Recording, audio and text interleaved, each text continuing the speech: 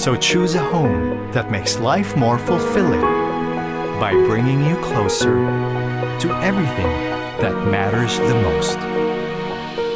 Arezzo Place Pasig. Live fulfilled. Finma Properties, making room to build your future.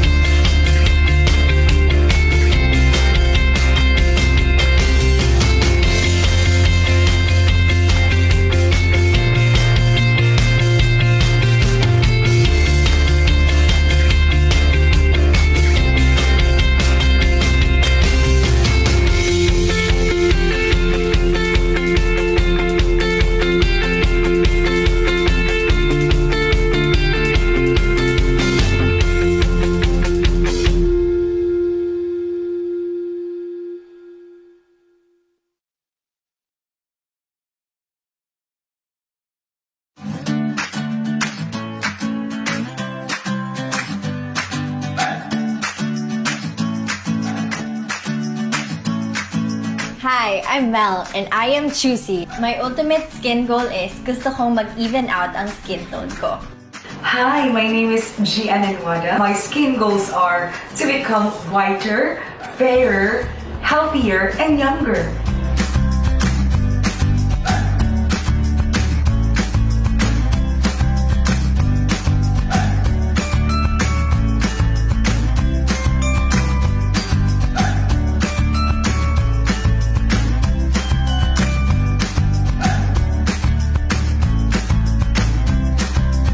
really shows na yung skin ko ngayon mas moisturized, mas glowing, and mas healthy. Thanks to Glutasine, I got my skin tone back. Thank you so much, Glutasine.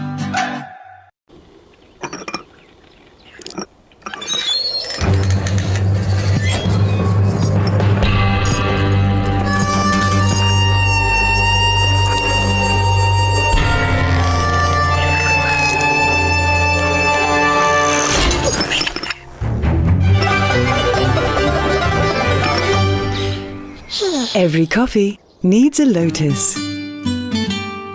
What's the secret to beauty's beauty?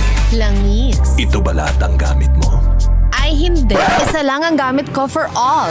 Moringa O2 Therapy Oil. Hindi lang malunggay. Meron ding olive oil and omega from sunflower oil. This therapy oil helps relieve my dry and irritated skin. It helps lighten my scars and stretch marks. It helps make my hair strong and healthy. This is our beauty secret.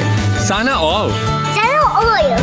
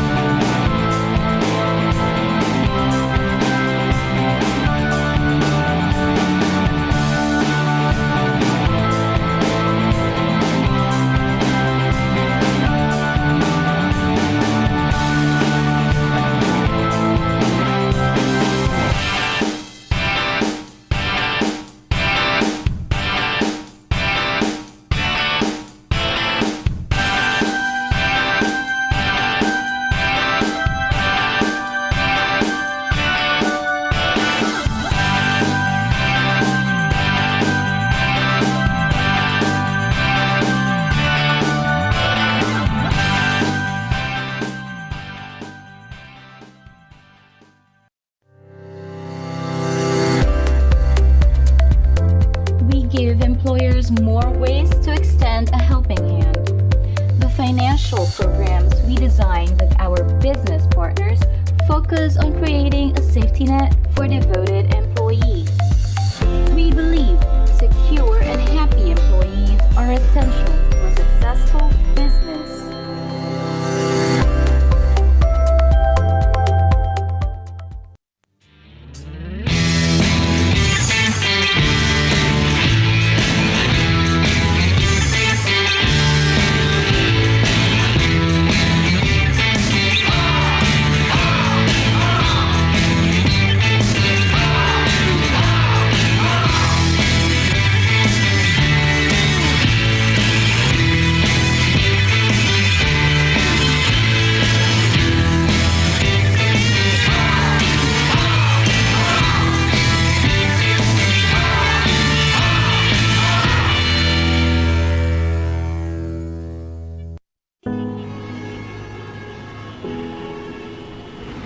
Nandito ako nung nagpa-practice mag-bike ang anak ko.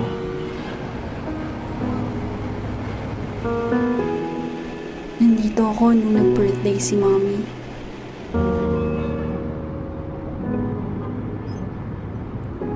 Dito ako nag-celebrate ng wedding anniversary namin.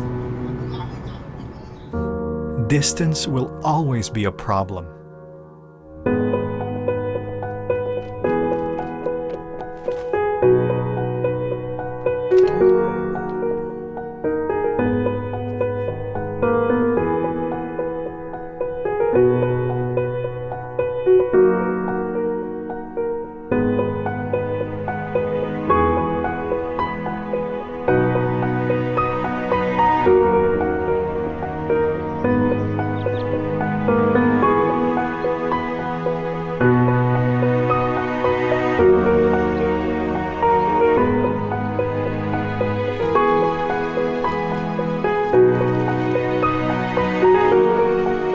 So choose a home that makes life more fulfilling by bringing you closer to everything that matters the most. Arezzo Place Pasig. Live fulfilled. Finma Properties, making room to build your future.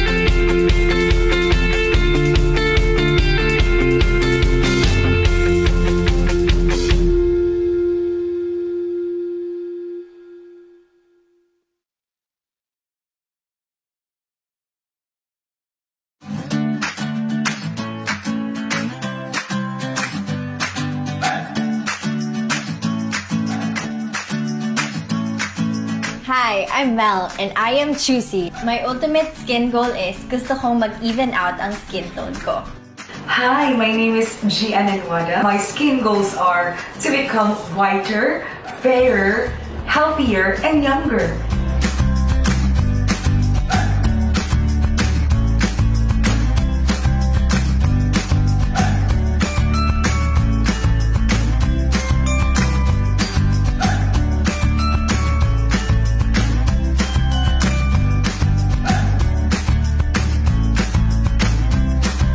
It really shows na yung skin ko ngayon mas moisturized, mas glowing, and mas healthy. Thanks to Glutasy, I got my skin tone back. Thank you so much, Glutasy.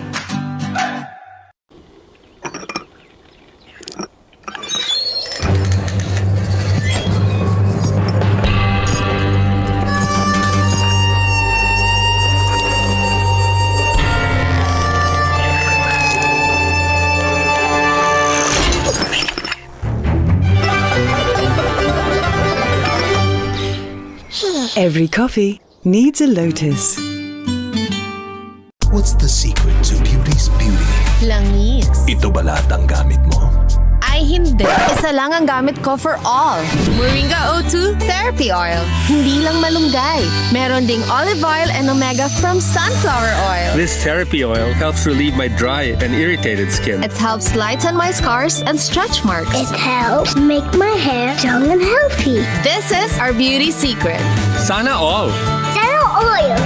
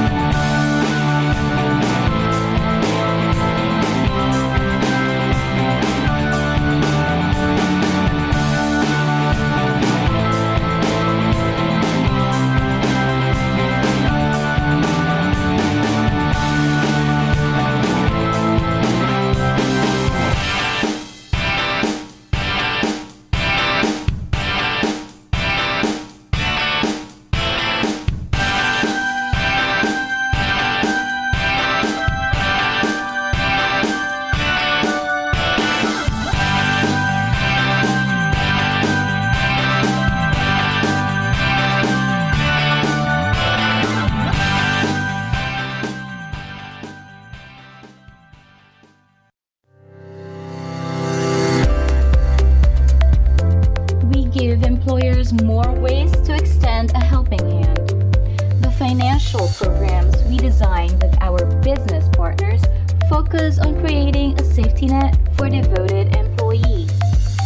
We believe secure and happy employees are essential to a successful business.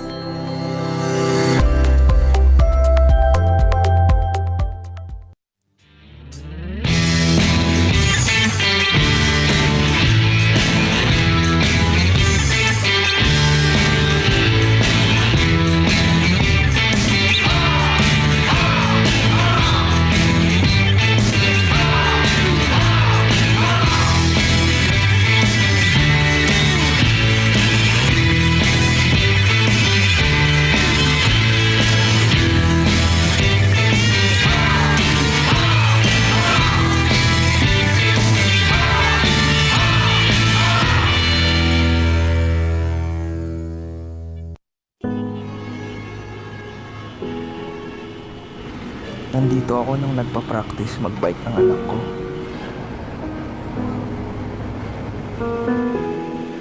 Nandito ako nung nag-birthday si Mommy.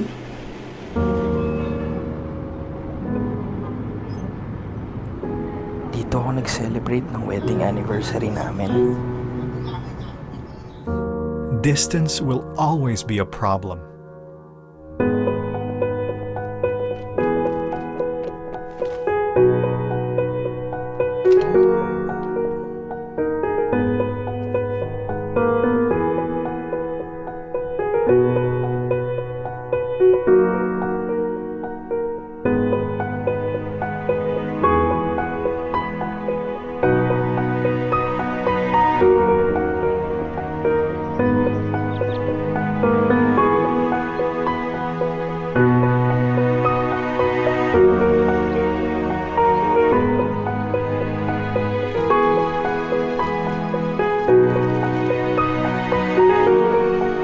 So choose a home that makes life more fulfilling by bringing you closer to everything that matters the most. Arezzo Place Pasig. Live fulfilled. Finma Properties, making room to build your future.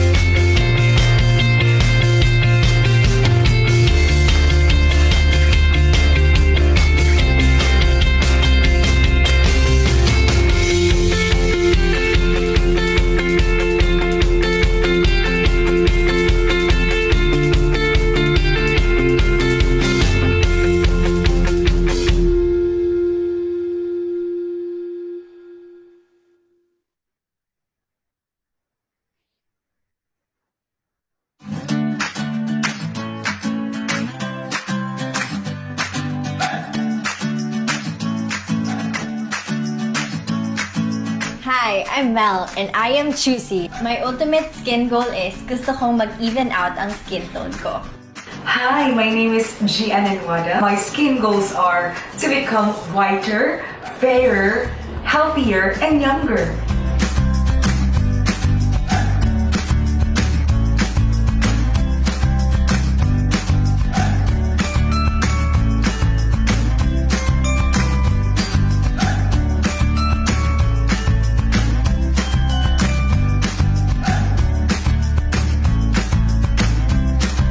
It really shows na yung skin ko ngayon mas moisturized, mas glowing, and mas healthy. Thanks to Glutasy, I got my skin tone back. Thank you so much, Glutasy.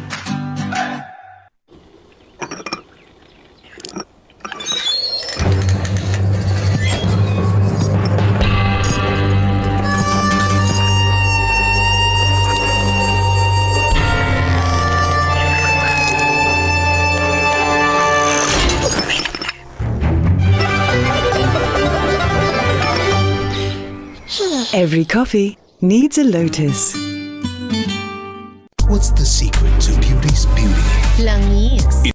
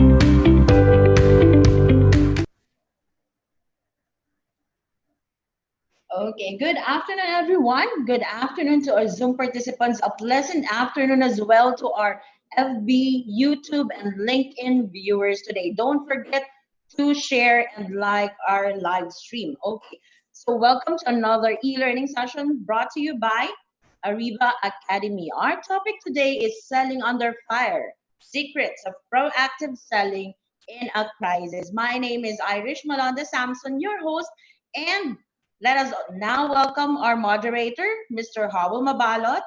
Hi, Sir Howell.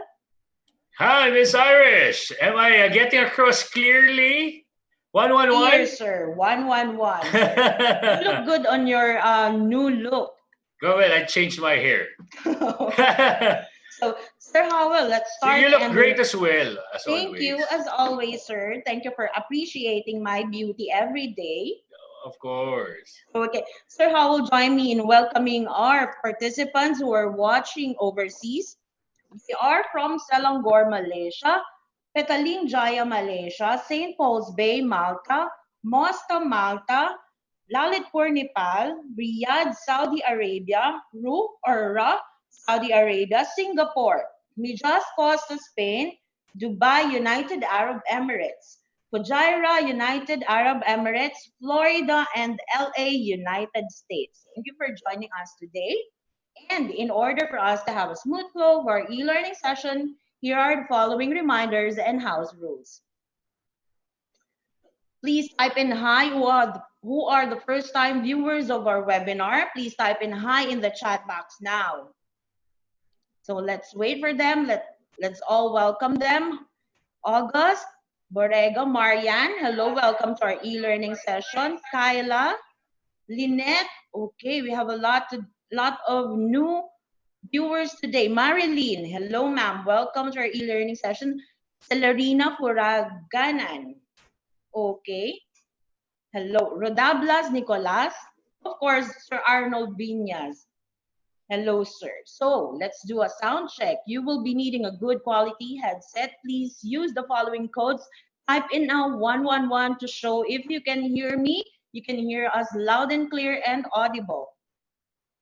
Thank you, Kyla, Arnold, Rio, Giselle, 111, Ronaline, Marilyn, Regina Baklig, 111, Joey Oliveros, okay, Barwin, Vince, thank you, 111, 222 means you cannot hear us. No sound at all. 2121 means our sound is breaking up or there's a lag, and question mark if you don't understand anything. So far, 111, Sir Howell, we are all ready and clear. Okay, We are. moving on. We will be having a 2 to 3 minute break after the presentation of our guest speaker and before we move on to our question and answer portion.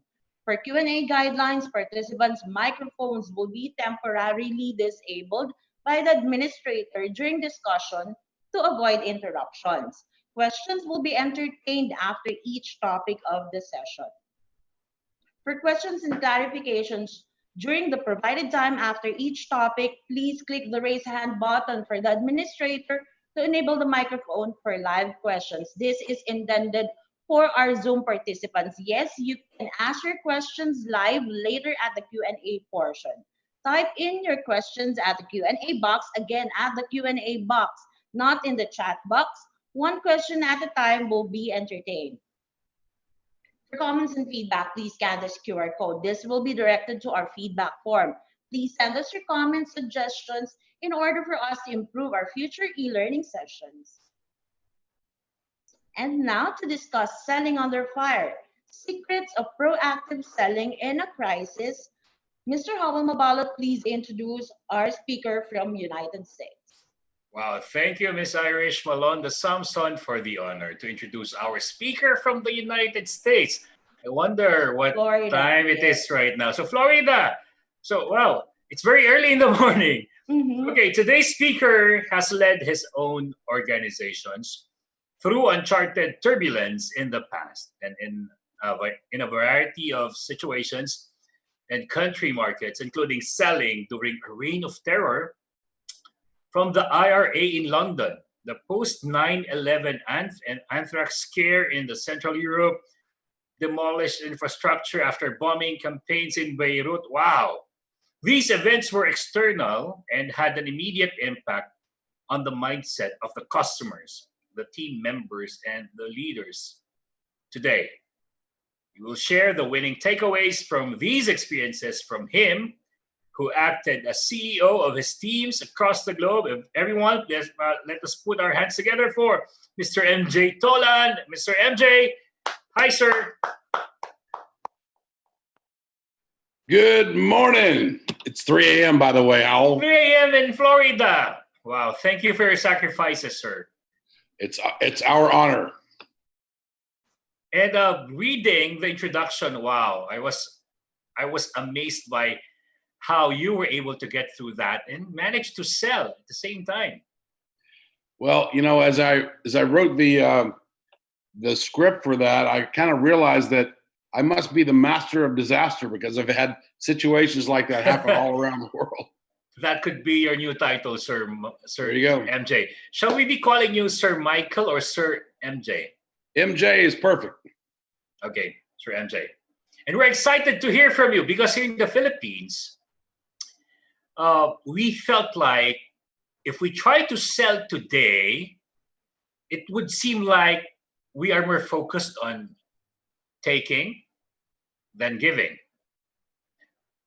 which is why it's very interesting, and I believe we will learn how to properly sell to people in times of crisis. And we thank you for the honor, Sir MJ, Coach MJ. Sure. Well, you know, let me start by saying thank you for the opportunity. I don't have all the answers. I can only give you my own personal experience and how we and my teams were able to navigate through those turbulent times. So let me start out by saying that selling anything is not the easiest profession in the world. If anyone's in, does anybody have, let's see, this participants chat box? Can I go in there and just see how many people are currently or right before not the COVID issue, how many people were in direct sales? If you were in direct sales, say sales. Sales. Type in Chat, your box. At the chat box, please type in sales if you are in sales. They are still in sales, sir. Kyla, Lulu, Claire, Marianne, Arnold, August. I think. Well, this thing it's jumping like a ticker tape. It is. All right. So welcome to one of the most challenging professions in the world. When there's no disaster, when there is no crisis, it's still a very tough job. And the 90% of the people who get into sales get out very quickly because they can't handle the resistance of the market, the resistance of the mindset. They cannot cope with the negativity of being rejected and the feeling of being rejected. So for that reason, it's a tough job no matter what the climate is, no matter what the weather is, no matter what the situation is. And I think for me to address this topic, which is very, very important if you're from a company's perspective, a company has to feed its bottom line.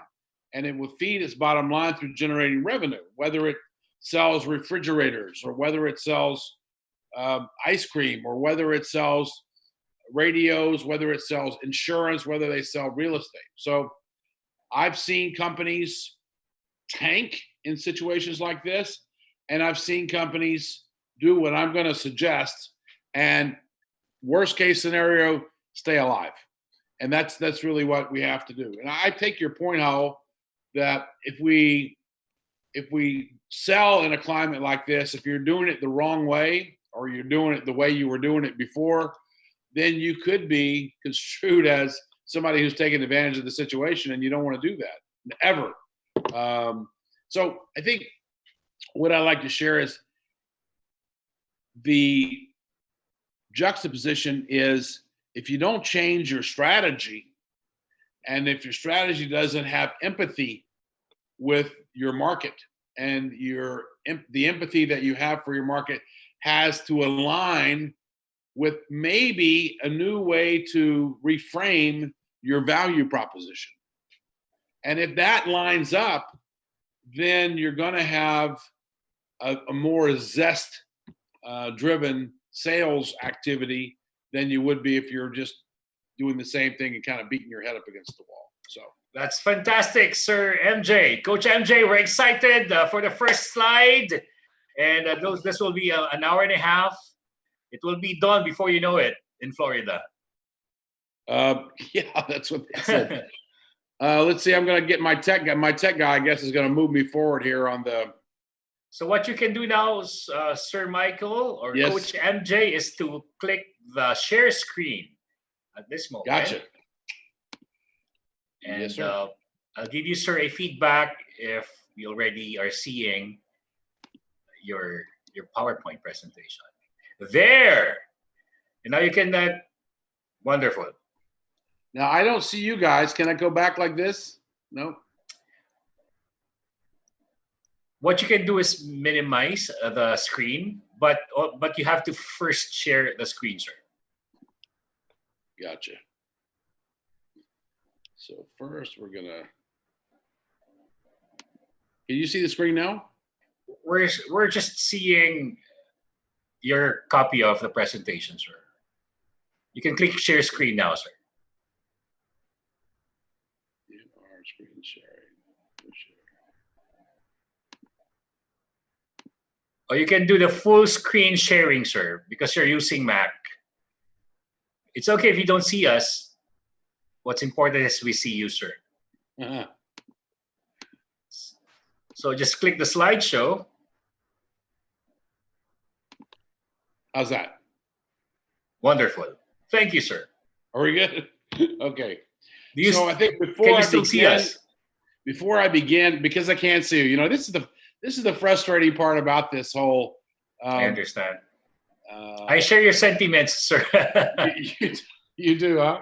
All right. So listen, before we even get into this, I'd just like to thank everyone who signed up for this. I hope to give you some good takeaways for this. I hope I can give you something that you can put into practice immediately, no matter what you're doing. And whether you're an entrepreneur who's thinking about raising money for a startup, whether you're a sales executive who has responsibility to generate so many sales per day, per week, per month, whether you're a CEO who has to motivate your sales directors and managers and figure out where your revenue is going to come from, know this: one of the largest, most successful companies in the Philippines. And I can tell you for sure, I'm an eyewitness. When they opened up in Dubai, the line to get to the product took about 3 hours and people were waiting in line. It's called Jollibee's. Yes. That was in my mind, yeah. So imagine their sales revenue, how it tanked. After over 2.5 months, their revenues went down 60-70%. Same here in the Philippines, sir. So we're not going to come up today and talk about how we're going to, in 1 hour, which is what we have, to be able to address the magic formula. But what we can talk about is the magic mindset to get through the formula. How's that? Right? That would be exciting. One of the things I'm going to share with all the participants today is we're going to ask you, only if you like, we're starting a new podcast called MJ on the Air. You can look it up, mjontheair.com. Feel free to go on there. That's how you can follow me.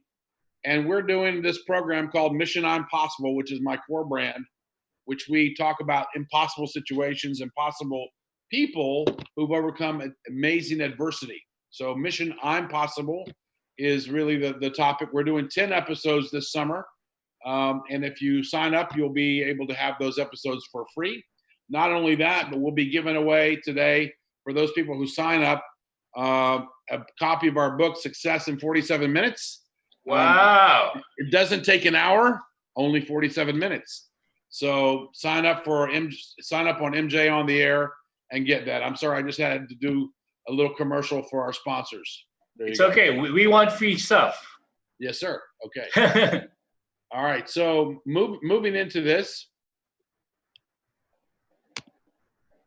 we're going to talk about selling in the crisis. So I guess, unfortunately, COVID is here right now, and it's still, with us, but it will pass.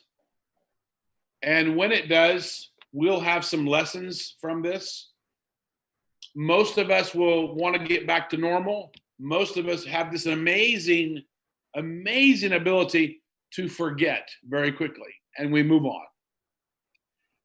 In the Philippines, you've done this magnificently, courageously, for years and years and years, from one disaster to the next. God bless all the people who lost family members in Tacloban and so many other disasters, and yet you move forward and you get through it. You get through a crisis. A crisis will always come, and so will change. And no one likes either one. They don't like change, and they don't like crisis. So I think that what I'd like to do now, before we even get going, is talk about how do we manage ourselves? How do we manage our business? How can we sell a product in a crisis? And I think the first thing we need to do is identify what the problem is. Now, you could say, well, it's COVID-19. Yep. Okay. And the people are dying in the hospital. Yep. And it's a virus, and we don't know if it comes from a bat or a rat. Okay. But what's really the problem? Why aren't people buying? Why are we afraid? Why are we afraid to approach them for sales, as you said, Mr. Howell? And maybe the answer is because there's a psychological barrier that's happening. And that barrier, I'm going to talk about that now. You mentioned in the introduction that I had a couple of experiences. One of, I don't know if do you have any attendees from Spain here? Do I have a Helen Smith in the audience? If I do, she might know that during a London startup, we were tasked with the problem of being able to do promotions all over the city of London. And the way that we did that is we had outdoor promoters in the summertime, and they were very jovial, and they were taking surveys, and some of the most expensive stores in the world. One of them was Harrods. And one fine day, this fantastic director that we had, Helen Smith, had a team of people outside of Harrods, and suddenly, unfortunately, the IRA had this bombing campaign. They wanted to, get the British Crown to get on their knees. They blew up Harrods, and her team came back to the office. Thank God, no one was hurt. They came back with glass in their hair. I mean, where the windows had shattered. People did die in that event, and that's not really the story. The story is how she motivated half of those people to come back to work the next day. Wow. Why? Because we had a business mandate. Not that we felt sorry about Harrods, but frankly, London is a big town. England's a big country.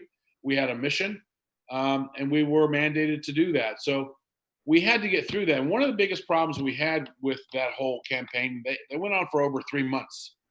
Every single day we walked down the road and we saw a trash can, we were afraid because that's where they used to hide their bombs, in trash cans. So our clients were afraid to go out on the road and walk to arrive to our offices. People were afraid to come to an interview because they might walk near a trash can. It was just horrible. And how could we possibly get through it? So I think that situation, and then our situation in Beirut, where we had threats from the Syrian border, threats from the Israeli border. Finally, Israeli jets came in, started blowing up bridges. Just a horrible 47-day war. And there we were in the midst of it, our head office, with salespeople and marketing people running that operation. One that we had done before that is we had done something called a failure analysis technique. And that's basically if you're thinking about going somewhere, let's say on a picnic, and you say, okay, what could go wrong? I could have a flat tire. So do we have a spare? The food could go bad. Okay, do we have a backup? So it was basically thinking like that. And in the Beirut situation, we kind of thought that we were in a volatile area for sure. We're not rocket scientists to figure that out. But we did know that we had some countries that were nearby. And so we decided that in case something does happen, we might have a backup satellite office over to Cyprus or some other country like that. A crisis will give you the opportunity to sit back. It will give you the opportunity to sit back and go, what can I learn from this? How can I serve my clients through this? How can I repackage or remarket or improve my product offering so that it will serve my clients in this particular time? And I think that those are the things that we have to think about doing. And also, asking somebody to buy is not a bad thing. And some salespeople are afraid of doing that. And if you don't do that, you're never going to be able to get your job done. So we have to be able to try to engage as much as we can the people that we have in our marketplace. Now, we might engage them in a different way. Tonight, it's 3 a.m. and I'm engaging people from all the way across the world. I love being out on an event, a live event, and I love dealing with people, speaking to people, and looking in their eyes and seeing their smiles. But we're in a different world now, and we're in the Earth 2.0. We're in work 2.0.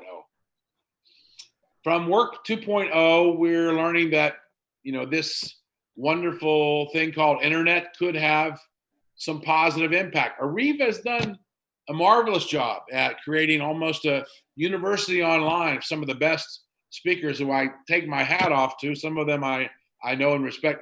Here's a shout out to Scott Freeman, by the way, a friend of mine. Wow. And I think, this is a great opportunity for us to learn. And so I'm going to just throw this out that if we look as business people, if we look at it, we do a SWOT analysis right now. We'll look at the strengths that we have, look at the weaknesses that the situation has caused, look at what are the possible opportunities that we might see from that, and what are the threats, and do a SWOT analysis on your business and then on yourself. Those are the suggestions that I would make the most out of this, because if you're not willing to accept the fact that change happens like it or not. Like it or not. Change will happen without your permission.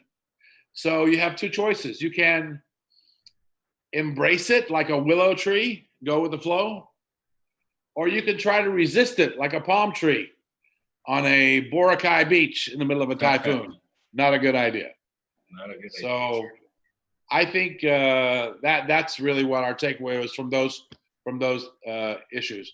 But when I say look, ask what the problem is, you need to really drill deeper. Was the problem a bomb? No, it was problematic. Don't get me wrong. Is the problem a virus? No, it is, because people are dying. But what's the real problem? The real problem in a sales psychology, in a sales environment, is that these changes, these negative changes in our normal day living have caused disruption to the point where people are just scared. And when people are scared, when they're fearful, nothing you're going to do is going to sell them anything. They don't want to know about it. They're in a fight or flight mode, and anything you try to push to them. And I can remember being involved in a consultancy, helping a U.S. company, probably 2 weeks on into this COVID. And I remember how some of the salespeople were reaching out to clients, and clients are saying, "Are you kidding me? You're calling me now? Are you talking to me now? You know, all this, the world is coming to an end." And that's fear. Yes. That's what drives people into this negative state. Now, the antidote to fear, of course, is confidence. But how can you give someone confidence when the earth is moving, when cars are falling into the hole? Very, very difficult. Which is why I said before, you have to be prepared to be more empathetic to your audience, to really understand how they feel. And then take a second look at your product. Is there a way where we can position our product where it really does help this particular person or this company in this time of crisis? Is there a benefit for them that I haven't seen yet? And that's a good brainstorming thing to do with your team. I highly suggest you do it. But drilling deeper is what I'm asking you to do. Drilling deeper is to find out what the real problem is. Okay, so nobody wants to buy. How are we selling? Well, we're selling face-to-face. Well, you can't do that right now, possibly. One masked man says to another masked man, "Who is that masked man?" So everybody has this social distancing thing that they need to respect. And we must, until we know for sure that we have a solution, possibly a vaccine, whatever that solution is. But until then, maybe the ways that we were selling a few weeks ago, a few months ago, might need to be altered. And maybe, instead of knocking on someone's door or visiting them in their office or having them come and talk to you or being in a sales presentation, or maybe your sales channels are different. Maybe you have a business where you have retailers who you distribute your products to. But still, at the end of the day, you might have to adjust your strategy. Adjusting your strategy. And I'd like to also bring into your mind a seesaw. You know the seesaw where kids play in the schoolyard? A seesaw will balance itself when both sides are almost the same weight. And what I'm going to say with this is that there's no reason to wait on when you can balance your value proposition with your client. So that's very, very important. I think otherwise, if one side is lopsided, you're just wasting your time and digging in. So drill deeper, find out what the real problem is. I'm saying in particular now, the problem is fear of the unknown. And from fear of the unknown, we go into fight and flight mode. We go into hiding. And then hiding, when we are locked indoors, then we find the real monster. I found the monster in my apartment. Howell. Do you have a monster in your apartment? Yes, I have a monster. For the first 3 or 4 weeks, the monster was calling me at 2:00 in the morning. 7 o'clock in the day. It's 10 o'clock in the afternoon, all day long. The Monster called. The Monster is a white box. It has a handle on top and a handle on the bottom, and we call it a refrigerator. Yes, sir. You call it a monster, I call it a friend. Yeah. Well, the problem was we were friendly when we first got along, when we first started dating. Yeah. I realized it was a trap. So, yeah. People were thinking about, well, gosh, what's going to happen? I mean, even people went into the end of the world mode. Now, when you have a client who is thinking this way, there's nothing you can do to save him that particular moment. That's not the moment to sell him. That doesn't mean he can't be sold, but to try to sell him when he's in that mode, waste of time. And the stock market's thing. Here's what we got. Yeah. Guys, gals, during COVID, we saw stock markets crash. We saw aliens. What is the Air Force released? Oh, yeah. The footage of UFOs. Old footage. Oh, yeah. Well, yeah, but that didn't break the bank. So we had aliens. We had oil that went to zero, and then it was floating around the sea below zero, and they didn't know what to do. I mean, really, the news just couldn't get any more dramatic. And if you're in a sales situation, oh my gosh, yeah. But here's what I do know. I do know that if you're really involved in sales as a profession, you know that sales is a process and that you have to ask for the order in a particular way when your value proposition is put across properly, when you've discovered a real need that your clients might have. And there's a process. And if you follow your process, even if possibly your process might need to be adjusted, as we had to do in London a bit and in Beirut a bit, but at the end of the day, if you're following your process and you're consistent and your attitude is right and you've adjusted your empathy to your clients, you will get results for sure.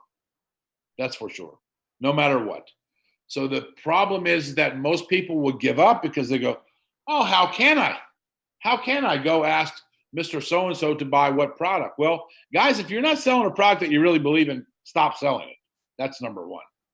But if you have a product that you really believe in and you really believe it's going to give someone a benefit, you'll find a way.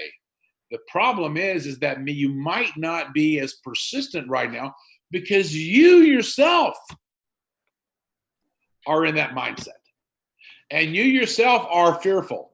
So if you're fearful and you talk to another fearful person, what do you think is going to happen? Wake me up when you figure it out. So I'm telling you right now that getting through any situation is mindset.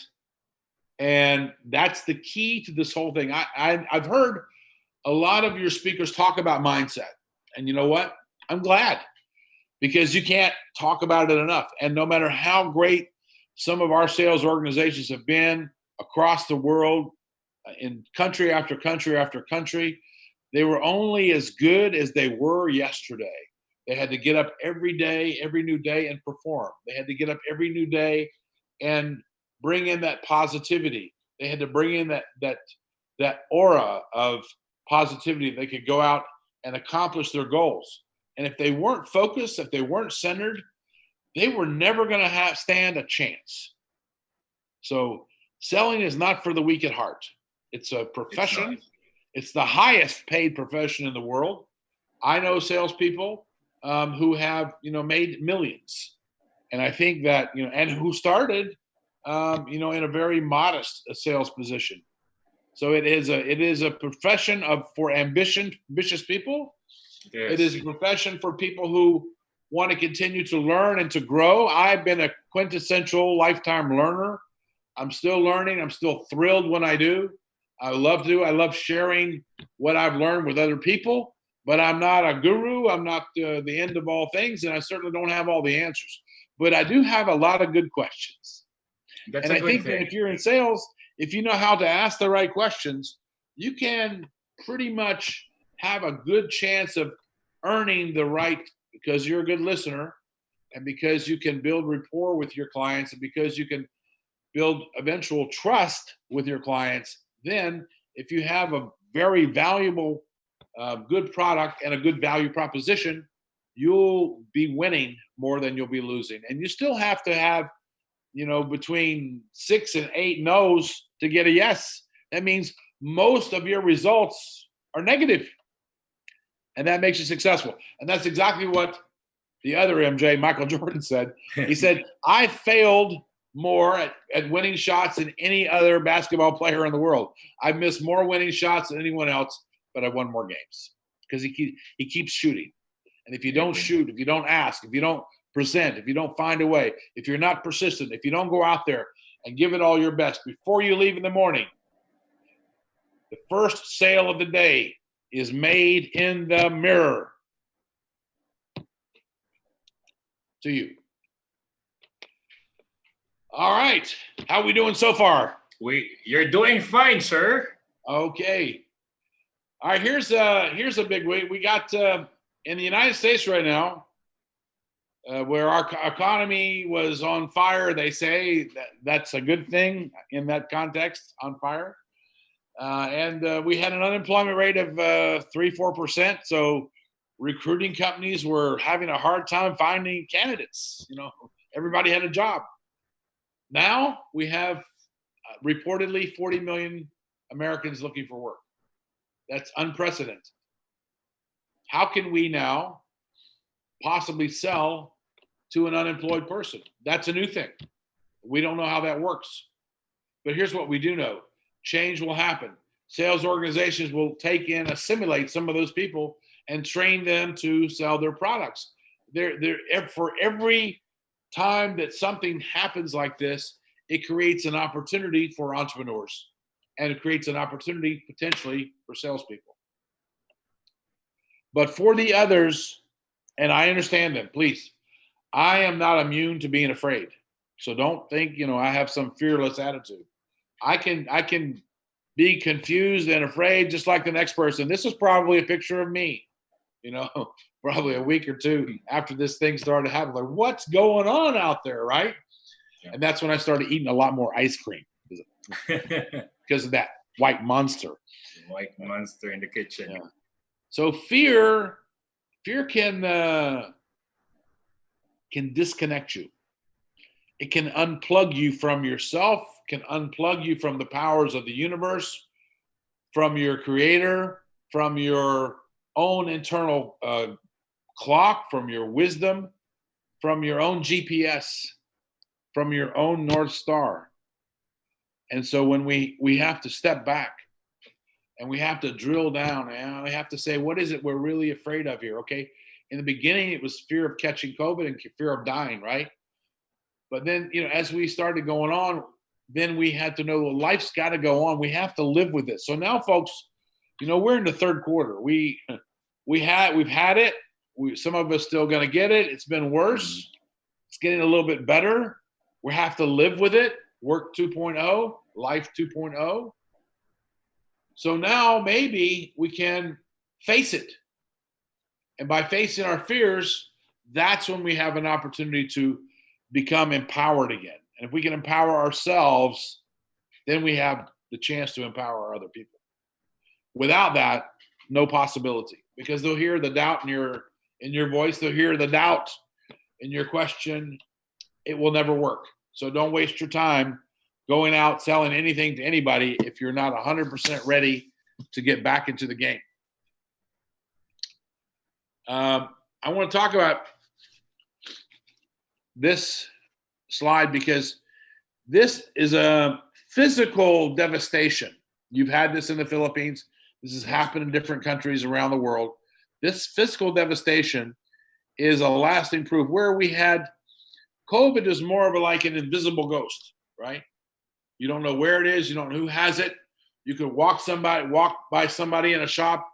They gave it to you. Crazy, right? This, you can see that a big tidal wave hit this and people got hurt. People lost a lot of things. But there again, here you have a disaster. Disasters will come, disasters will go. But the people who survive these are stronger. They have to get through it. They have to motor through it. And how do you get somebody motivated to buy a product after they've been through a disaster? Of course, it's not easy. And I don't think there's a formula for that slide. You know, those people need blanket and a hug and a meal and lots of therapy. My gosh, I can't imagine. And yet what happened here in the United States, this is just, I mean, I have no idea where this came from. It's like the most bizarre thing in the world. You go into a shop, and I'm not talking small shops. I'm talking Walmarts. They're huge. And you'd see people fighting over the last rolls of paper tissues. And unbelievable. And this is fear. Again, fear that we don't know if we'll have any more tomorrow. It might all be gone. And fear of loss is, in a sense, one of the greatest closing tools for salespeople all around the world, because it promotes scarcity. And yet here we all bought into that scarcity. And the scarcity was pretty comical to me, because they weren't going for cans of beans, Howell. You know, I mean, you think about it, be practical. You know, I could see like a run on tuna, you know, cans of tuna. That would make sense. Let's go get some food. No. We need toilet paper. Oh, my gosh. So this was all fear. Fear drove this. I don't know if you can see my screen. You can see the COVID-19. Teeny tiny COVID-19 virus. You see it? Do you see it really big? You see it really big? Yes, or is it small? It's the small.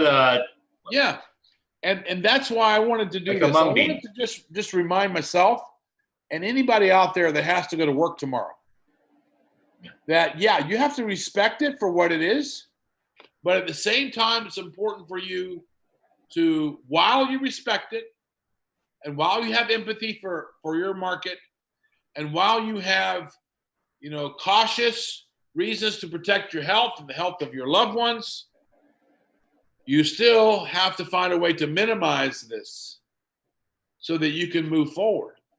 You have to find a way to walk around it. It's there. It's a shark in the room. It's a bear that can bite you, but walk around it. It's there, but minimize it. By minimizing this, it's not such a big thing anymore. You know it's there. It can bite you. Walk around it. Minimize it. Food for thought. Because we have to face our fears every day. And what we're doing is facing our fear in selling. And when we're asking people to buy something, well, most people are not. Most people are afraid to ask because of the situation. And yet, when we find out that, when's the last time you flew on an airplane? Last year. Okay. Was it a perfect flight? Where'd you go? From where to where? Well, I went to my brother's house in Virginia, Yorktown, Virginia, with my family. We went there. Wow. So that was a long flight. Long flight. So you flew over the Pacific? Did you come that way, or did you come over the Atlantic? Japan, and then okay. Dallas, so you came over the Fort Pacific Worth. Ocean, and then you flew all the way across the continental United States. I think, Howell, I wasn't there. I wasn't spying on you. But I think during your flight, you had some turbulence, yes? We had a lot of turbulence. Howell, was that just a little bit scary? I was more scared for my parents than for myself. Okay. So you're a very brave man. I'm not. Because anytime I'm on a flight and there's turbulence, my mind immediately knows everything. I have the ability, like so many other human beings, to think of the very worst that can happen. I will grab a hold of a chair on that airplane, and it's made of hard plastic and metal. I will squeeze it like it's a sponge. You know, I was on a flight once. The turbulence was so bad, I was thinking, wait a minute, if I offered to write the pilot a check just in case he would land at the next airport. I actually considered that. So people can imagine the very, very worst. And if you think about it, that it's a very scary thing. Of course, I'm not minimizing turbulence can lead to a crash. COVID can lead to a death, but at the end of the day, if that's what we're focused on, that's what we're going to get.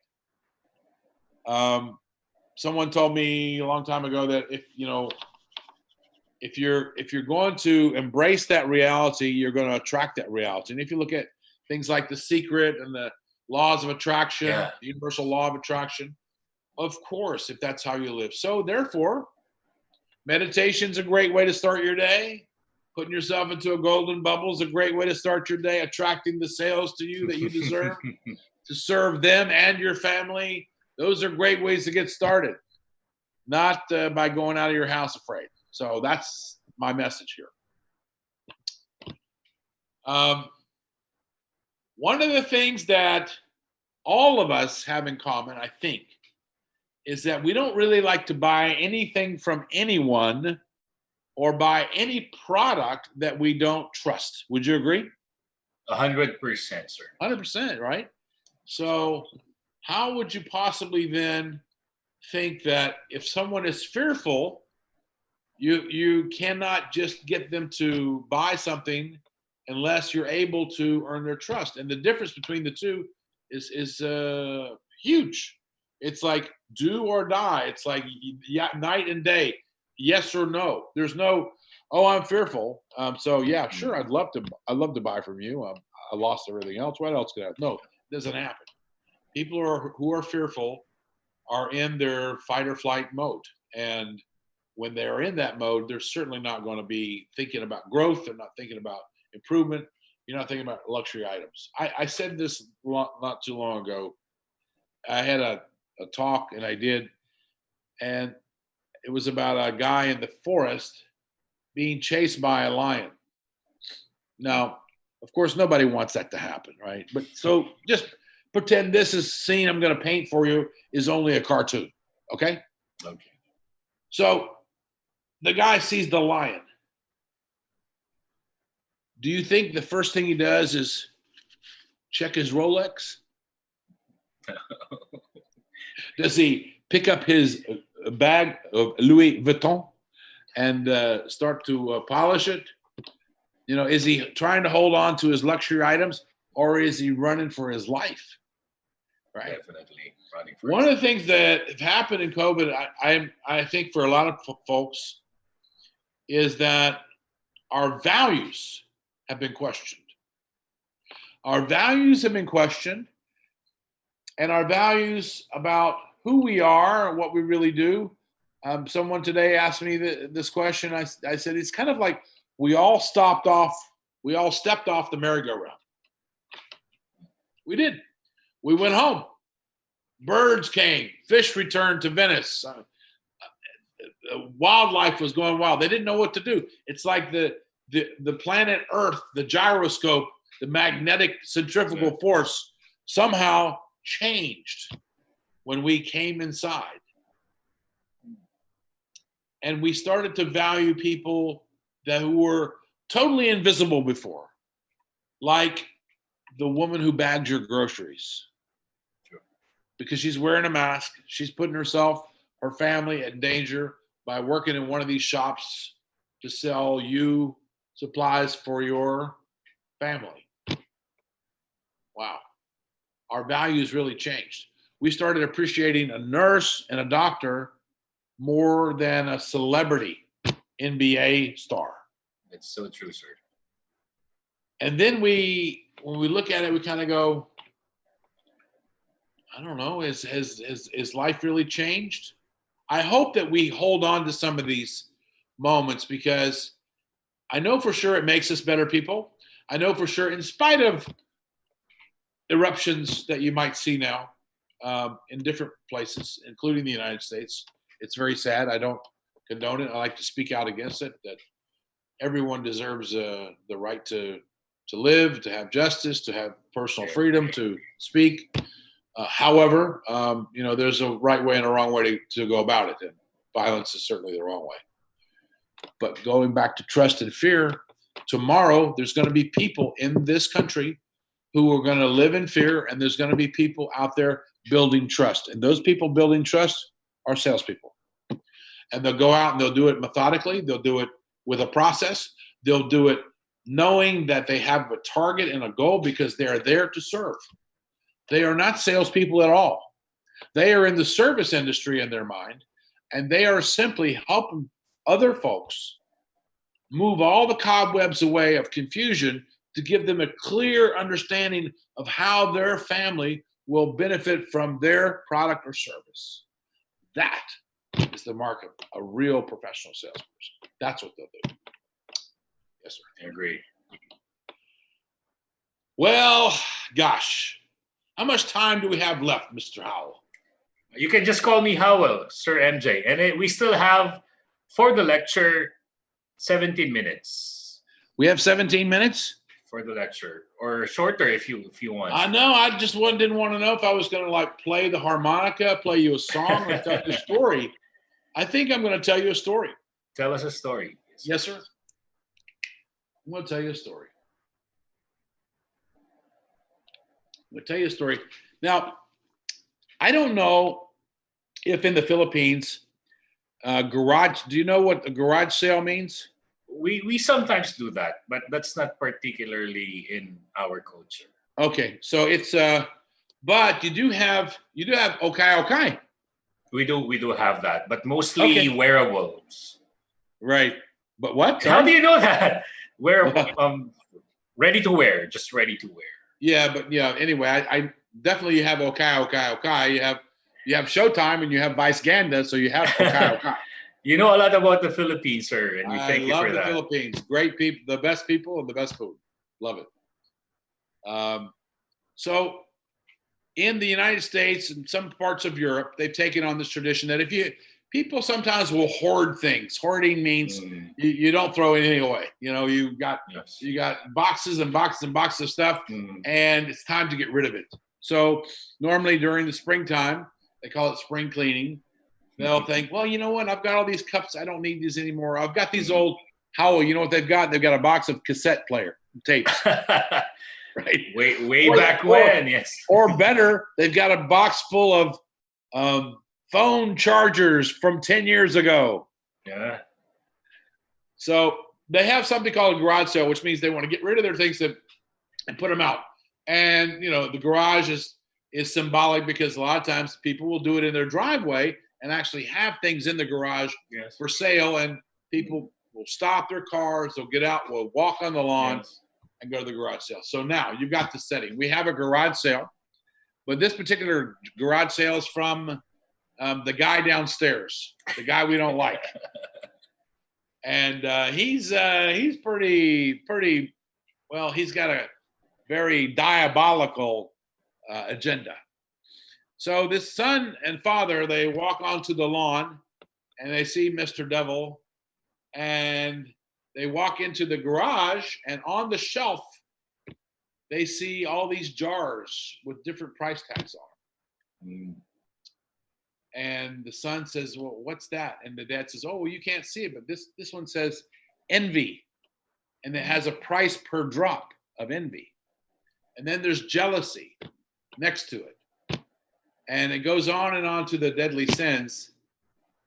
And each one is, and this is dishonesty.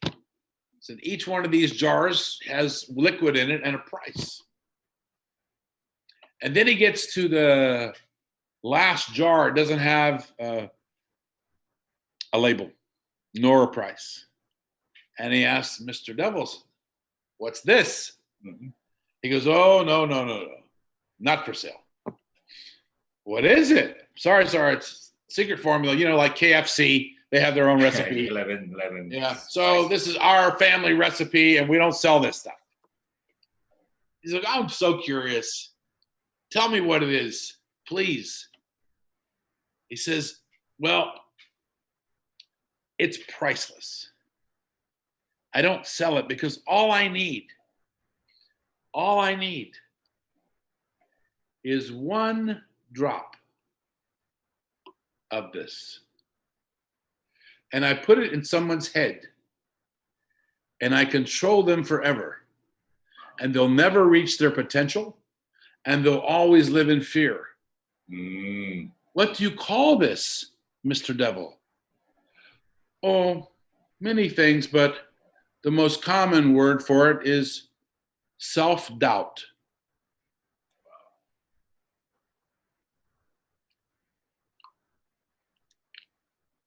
So there you go. Powerful. It is this that holds most people back. It's this that keeps them from asking for more for themselves. Because sales work is not just about talking to customers. It's convincing yourself. It's convincing yourself. In the book that you saw earlier, Success in 47 Minutes, yes, that was created by a person who every single day had to perform, had to sell, and didn't want to, couldn't figure it out, was feeling sorry for themselves, was hoping that a rich relative would die and leave him money. You'd never have to ask anybody to buy anything again. And that's where this formula came from. You'll see it. You'll hear about it. But in the sense of this, the self-doubt, absolutely. The salesperson's worst nightmare.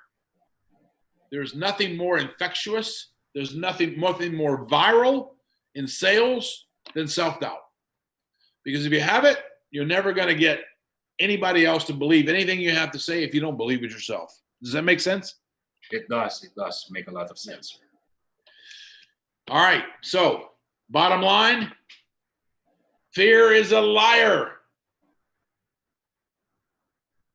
There's lots of acronyms for these words. I'm not going to go into those cliches, but I am going to say that when I was white knuckle in the plane all those times, my mind would always allow me to think about the worst possible thing that can happen. How? The worst. The worst. It didn't happen. We landed.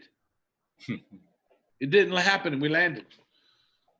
So if we have the power to immediately think, picture, and visualize the worst that could possibly happen, what if we were to use that power of being our own Steven Spielberg, creating a movie about our future that wasn't disastrous, that wasn't fearful, that wasn't failure, that did not succumb because COVID-19 has destroyed our economies, destroyed our sales ability, that life will not go on, and now we're in helplessness, and now we just need to eat more ice cream from the fridge. The monster, the white monster.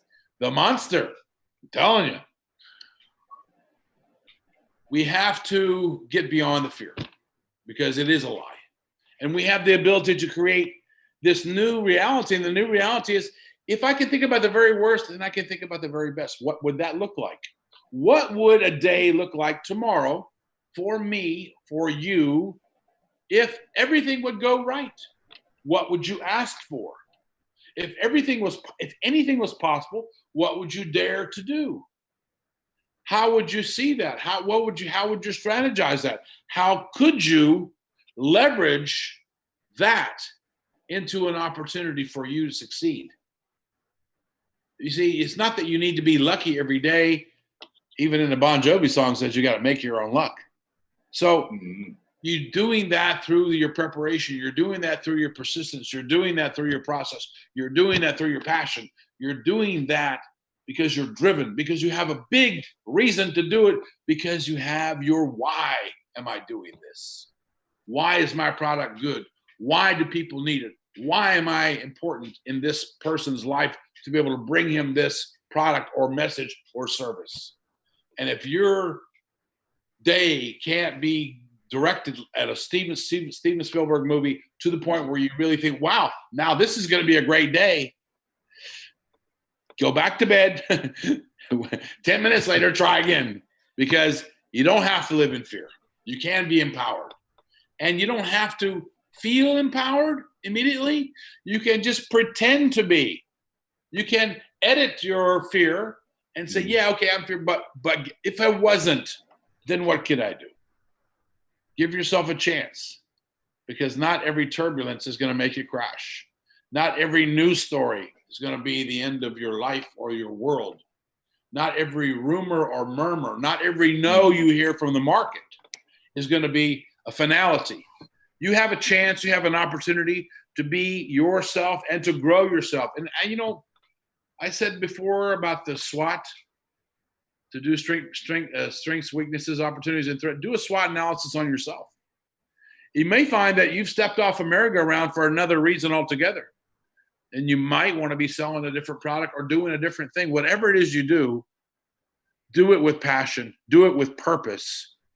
Do it because it matters to you that other people will benefit from what it is you do. And don't buy into the fear. Because fear in itself is going to overtake you. And that's what's the problem with most sales organizations today. They're simply afraid to ask for the business because they haven't realigned their value proposition to the point where they're empathetic with their clients.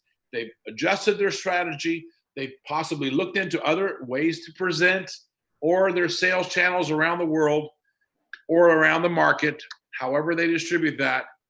It's time to be flexible. It's time to adopt change and make it part of our life and not be so fearful about it.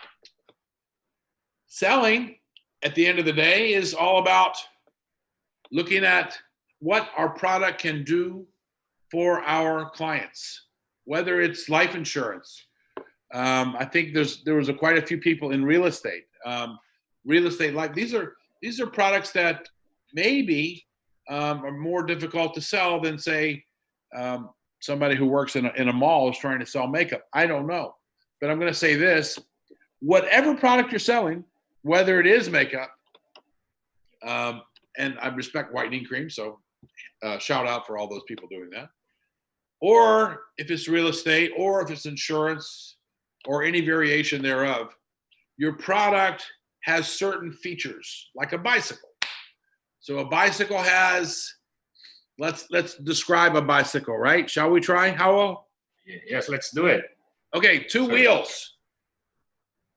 Then it has handlebars. Then it has those pedals. Yes. And it has maybe, I'll just throw in like an amenity. It has a bell. Ding, ding. Okay, you got me? That's a cute bicycle. You like it? Okay, let's color it red. Wait a minute. Let's color it red. And we're going to put Super on the side. Super Howell. That's the name of the bike. Yes, sir. You got a branded bike. It's a beautiful bike. So those are the features. So now the salesperson comes up to the client and says, well, you know, this is a really nice bicycle. Just look at those tires. And by the way, it comes with a bell. And handlebars, you know, just look at those. And of course, every professional salesperson knows that this is kindergarten stuff, because it is not what the features of the product are not what sell the product. It is what it does for the client. It allows the client to use that product and have freedom to go into nature, go on trails, lose weight, have fresh air. Yes. All of those are benefits, the experiential benefits. And most salespeople are missing that also. So it's important to really find out what it is you do, why you do it, and is there a bigger why you can give your market so that there's no reason why they would ever say no once they heard it from you, the master. We live in a world today where we're going to greet our clients. There are organizations today who are wearing masks. I took mine off. I'm in my home. But I wore one today faithfully in the places that I went to. And I saw that other people who were doing who were running organizations or servicing, whether it was a car dealer that I visited, whether it was a shop that I visited, you saw people who were working in those shops, again, wearing the masks and still doing their job. And you see TV interviews where people are wearing the mask and keeping social distancing and doing their job. So can you do selling face-to-face if you social distance? I believe you can. Organize with process, of course. Yes. So it doesn't have to be the end of face-to-face. It's just face-to-face is done a different way. And certainly there are other channels. We know the channels. Webinars are one channel.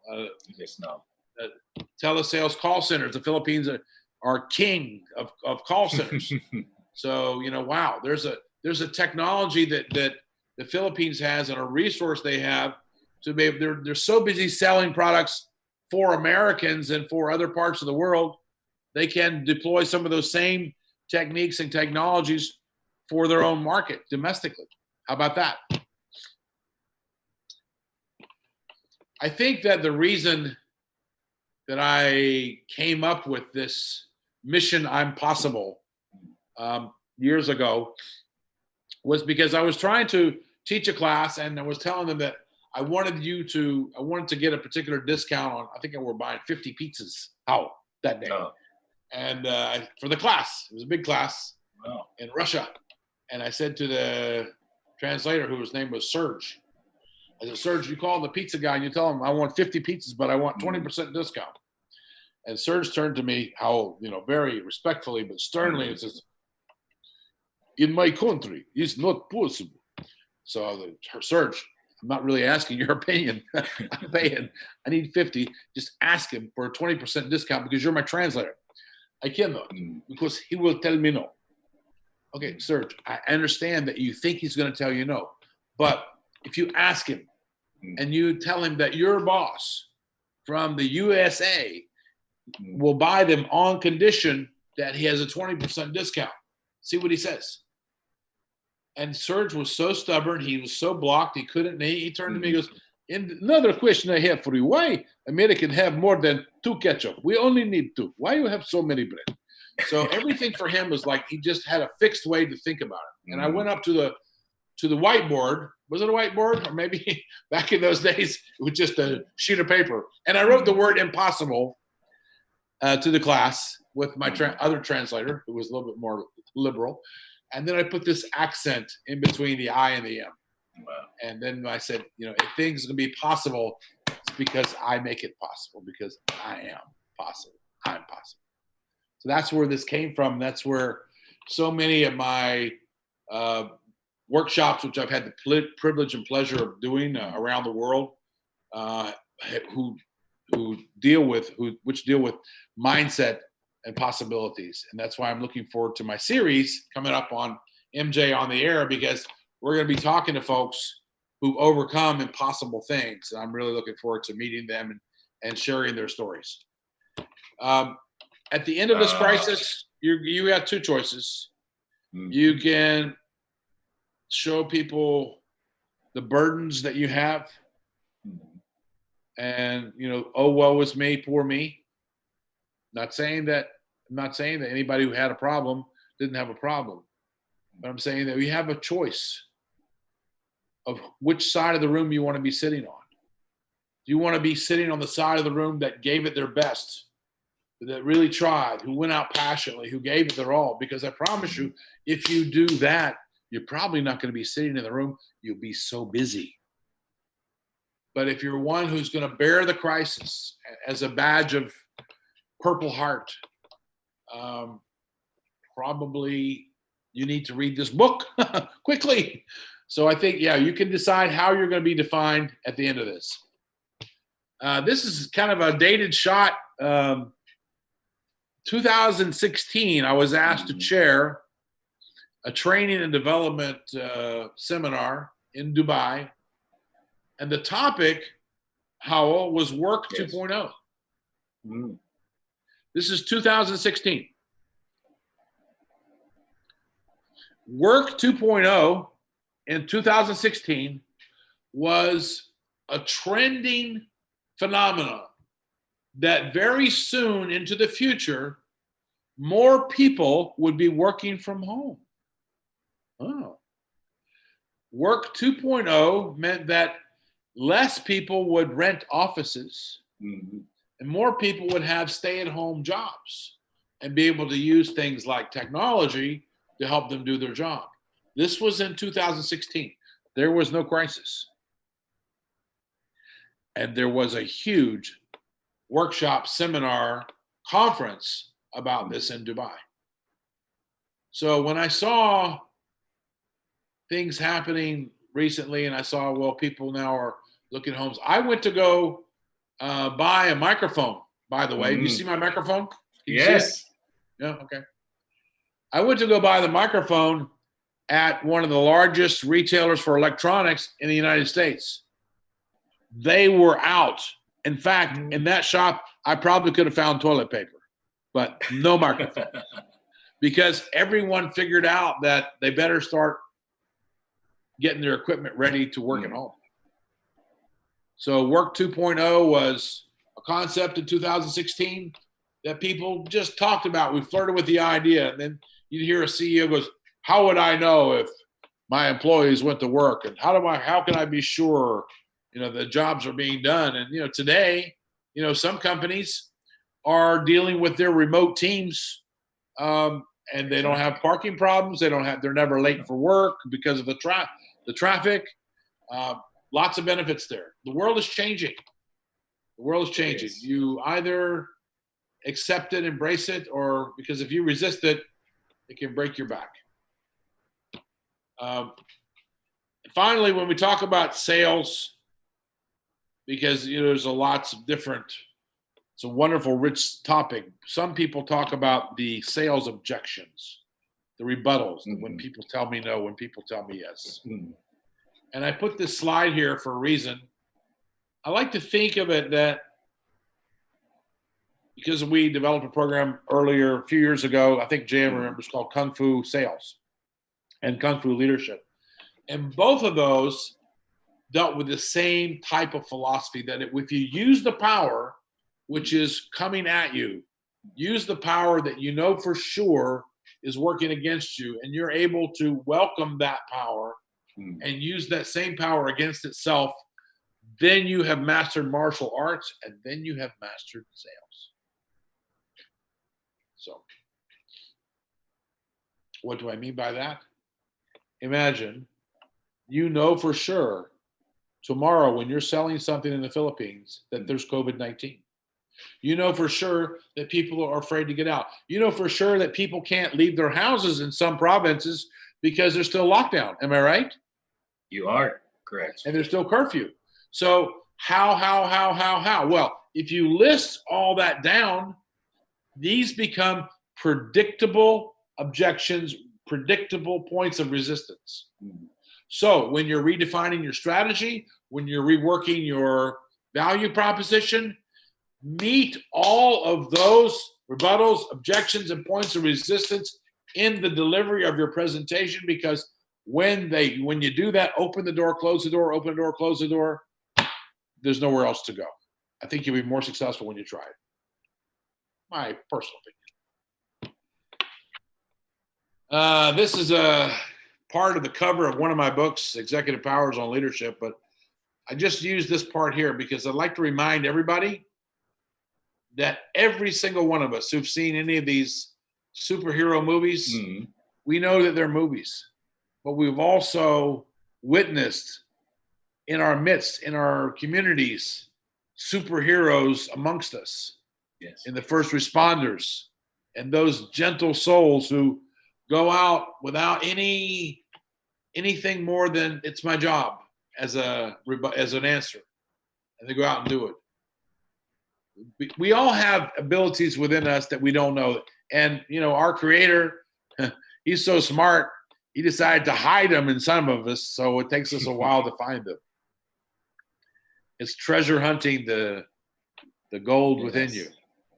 We all have the abilities, more abilities than we know. We all can do much more than we thought we could. We all have the right to wear a cape. We've all had exceptional days. We've all behaved as extraordinary individuals. We've all said things or not said things heroically. We've all been masters of the moment, and we all have the right to wear the cape. Super salespeople who are dedicated to plan, to be persistent, to have purpose, to have passion, to continually give back to them, give to themselves, to continue to learn. All of those people have the trajectory to become a real superhero daily. So I had a question before you go on to your questions here, because I think we're probably right there. Am I right? It is there, sir. Okay. I had a question because one of the people had sent me a question before. If you don't mind, I just wanted to just talk to this one. May I? Sure, sir. Okay. You may, sir. So this person named Helen Smith said, shout out to Helen, would love to hear your views on how this pandemic affects people's way of taking holidays. This is a big question, not only here, not only in Spain, not only in Europe, it's a question all around the world.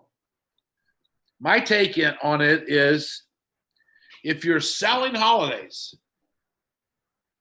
listen to everything I just said about the empathy, about the strategy, about everything I said, and then take action that way. But be prepared to make an adjustment. Because today, talking to somebody about buying a holiday, where?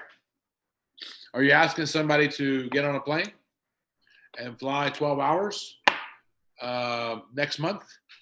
And if there's a second wave of COVID, they might get locked down in that country. And then what would happen? Not so easy. I think there's going to be a lot of domestic travel, personally. I think certainly people who live in Manila will look forward to going to Baguio. It's cooler in the mountains. Yes, and in Boracay. And Boracay, they'll have, and so many beautiful, my gosh, over 7,000 islands. How could you ever get bored with such a beautiful country? But apart from that, there's other countries that will enjoy domestic travel. I think day trips, of 2, 3, 4, 5, 10-hour drives will be possible. There'll be more people spending time in cars for the next 6 months. Planes are going to be kind of tough. They haven't figured it out yet. The scale of economy is not worked out yet. If they have less seats, they have to charge more. Yeah. So what's the fun in paying more for less? I don't know. But yet, unfortunately, business travel has to move. So they have to do something. But for us, I think probably we're going to stay closer to home. That's not a bad thing. I think there's a great places in every country to explore and get out there and see what it's all about.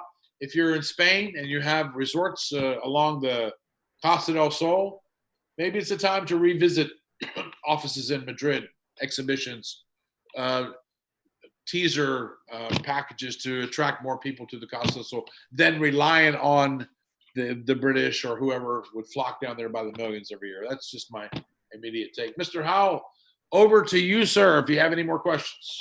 Thank you, Coach MJ Tolan. Everybody put your hands together for Coach MJ. Live and is on the air. You know Thank what? you. I can tell for every second that has transpired, since an hour and 10 minutes ago, I can tell that you're a full-blooded salesperson, a sales professional. Why?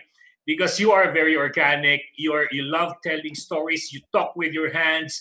You're passionate. You're motivated. And that's how you connect. And with empathy, all the more that you have been more effective, despite the fact that, yes, this is the first time that we're using this technology. And from one salesperson to another, I validate all that you have shared, Sir MJ Tolan. Thank you so much, sir. If I may just say, the first job I had was in sales. It was in Toyota, 1994. And so I was pirated in 1996. When I was 22, I got my first car. At 22, my classmates are still looking for a job. And then I, on the other hand, have my own car already at 22. And that's the beauty of being in sales. Right?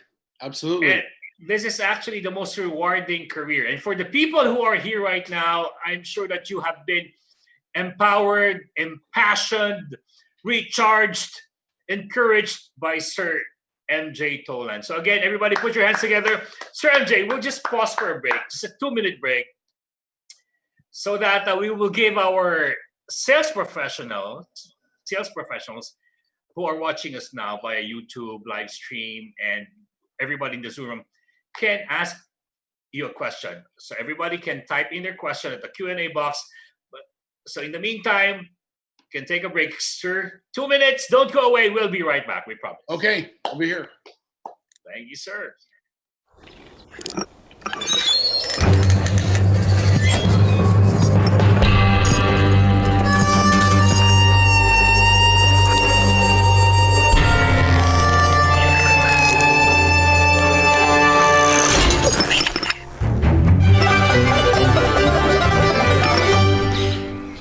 Every coffee needs a lotus.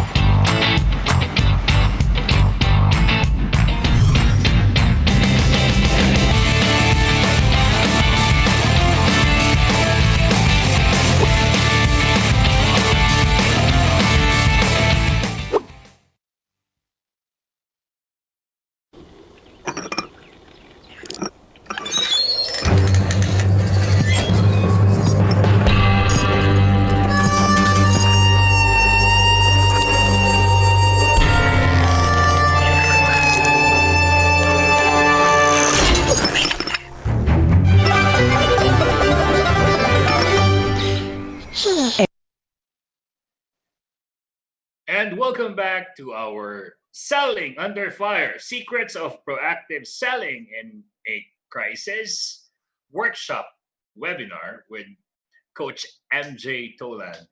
MJ on the air. Thank you so much, sir, for joining us, for going your sleep just to be with us. I mean, from Florida, it's almost 4. It's already 4 a.m. It will be done in a few minutes in Florida. And we thank you for joining us, sir.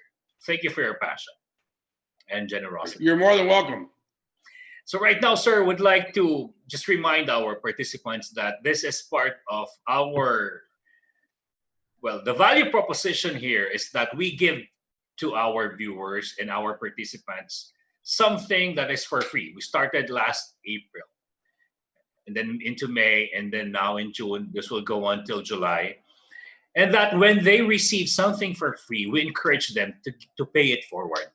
While they gain access to all our live webinars, series for a cause, for 3 months now, going to 3 months now, you may donate an amount to all our participants so that you can help families in distress. This is in partnership and the brainchild of Sir J.M. Matienzo, our CEO, and Ms. Iris Malonda, our president, and the whole team of Ariva Academy.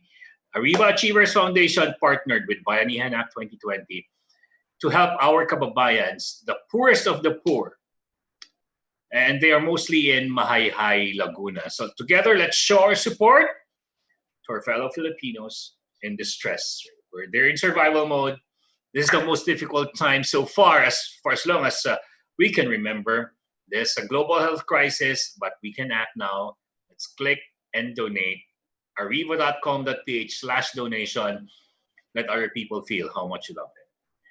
We thank you for that. And Sir MJ, before we go to the Q&A, I'll just greet our participants from all parts of the Philippines. Represented provinces are Albay, Baguio, Bataan, Batangas, Bulacan, Cabanatuan, Cavite, Cebu, Davao, General Santos, Iloilo, Isabela, La Union, Laguna, Negros Oriental, Nueva Ecija, Pampanga, Quezon Province, Rizal Province, Sorsogon, Surigao, Tacloban, Tarlac, and NCR.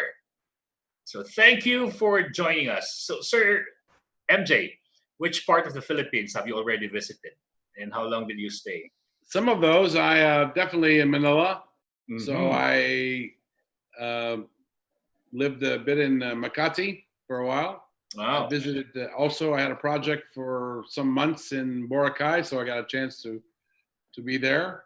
Up in Naga City, in Bicol. Wow. So I could taste the spicy nuts and Bicol Express. Yeah. Wow. Great friends. I'm impressed. I'm impressed. Experiences. Thank you, sir. So, for our participants, you can type in your... Kabayan. Thank you, Kabayan. Salamat, Kabayan. Maraming salamat, Kabayan. MJ Tolan. For our participants, type in your question at the Q&A box. And you may also click the raise hand button to notify us so you can personally, at least virtually, answer or ask question directly to Sir MJ Tolan.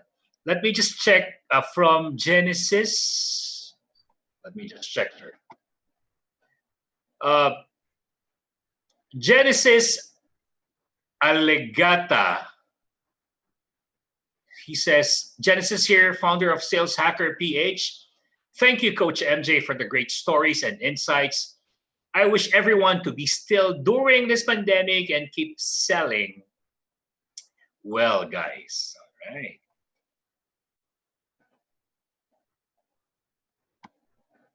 Sir. I'm sorry, is that a question? Oh, when will? Dan Buenaventura. It's a question by Dan Buenaventura. Can you read it, sir? Now I can. So what can you suggest we as salespersons can do to be more productive during this pandemic? I think this seminar that we just did, this workshop we just did, I gave you as much as I could give you in an hour. So I think it starts with mindset, starts with looking into your own organization, your products and services, the way that you offer them, the way you distribute them, and to see what other methods that you haven't used before that you could deploy now that will make you more effective. You're going to have to fail fast. That means try something. If it doesn't work, move on, get better at it. But the mindset of yourself, your leadership, your organization has to be that you have a focus, that you have a mission, you have a purpose, you have a passion, and continue to do it. And I have a lot of respect for LBC because they move kabayans around the world. Yes, balikbayan boxes. Fredemina Fermin. When most of the companies are laying off, how can recruitment firms and vendors compassionately sell? Well, I mean, there you go. So now we're talking about value proposition. So you have the companies could say, well, there's lots of people who are unemployed, so we can just go find our own. And the answer is yes, you can. They have a lot of people who are willing to work for less. But then again, I have a lot of companies like you who are willing to pay me more. And the reason that they're willing to pay me more is because of the thoroughness that we go through to vet our candidates, to understand your needs, to be able to make that perfect match, and all the guarantees and the solutions that we provide in that package. And it's for those reasons alone that I think you really should not even consider any other method except becoming our long-term partner now. I agree. Thank you, sir. Sherwin Olan, how can we use the pandemic situation in the general aspect of sales? Yeah, so I want to be very careful here because we don't want to ever in sales exploit the pandemic. Yeah. But guess what? We can't deny it either. We cannot deny it. So I would just simply say that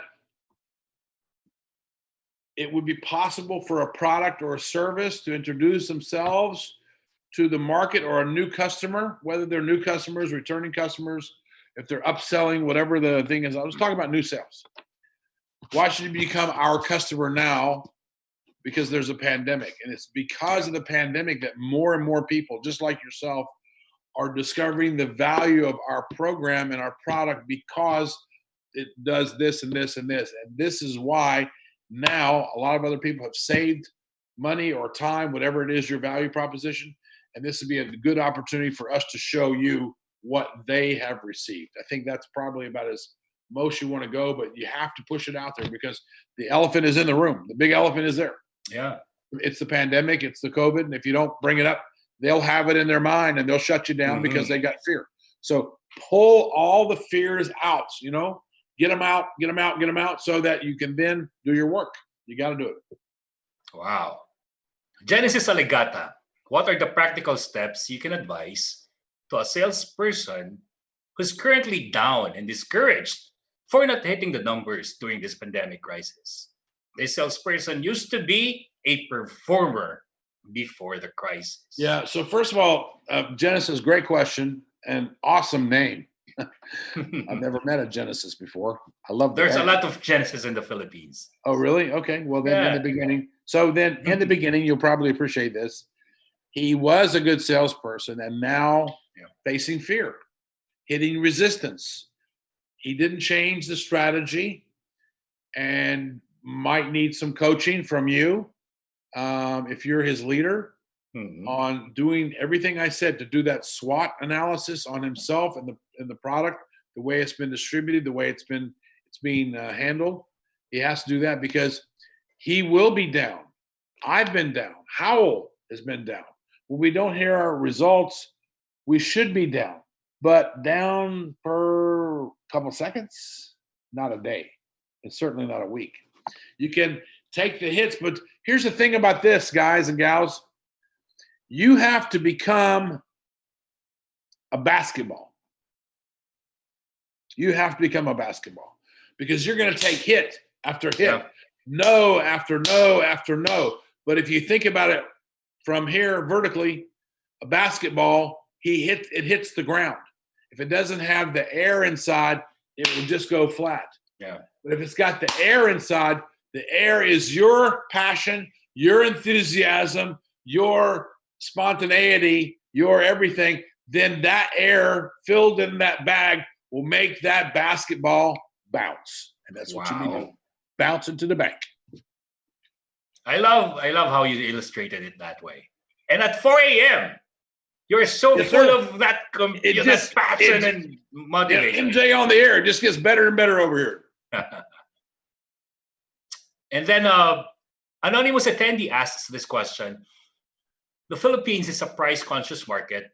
Or so with the pandemic, they want more and like to pay less. How do you sell a service and your prices are higher than your competitors? I love the question. Thank you so much for that. One of the biggest mistakes that organizations make in times of a crisis is that, well, sales have dropped, so we're going to discount our product. And I personally don't believe that's the answer. I don't necessarily want you to understand it's not that you shouldn't do promotions, but not cheapen your product. Yeah. And then if you have other people who've done that, have a similar service, but a cheaper product, then you must have you must have your own USP. If you don't have a unique selling proposition, your own USP, the reason why your prices are better or more expensive to the client, and you have to regurgitate that message back to your clients by saying, you know, in the nicest way, you're right. Our prices are not the same as so and so and so. Yeah. And if I were you, I'd feel exactly the same way until I found out that the money that our clients are paying gives them this, and that. And it's for those reasons, when they understood it, that they not only purchased our product, but brought their other friends into it, knowing full well they could buy it cheaper down the street, but now knowing with confidence what it is that we can actually do for them through the care that we deliver. Wow. So that's a pitfall. Discounting the price and then going into the cutthroat competition. Don't get me wrong. Promotions are cool. They're timely and they're cool, and I do them time to time myself. But dropping your price because of a situation, how do you ever raise it again? Yeah, that's right. You just told your market that your price wasn't as valuable as you thought. No. Thank you, sir. Anonymous attendee asks you, I am in HR and I think our salespeople needs help on this matter. How do you motivate salespeople? So HR personnel motivating the salespeople.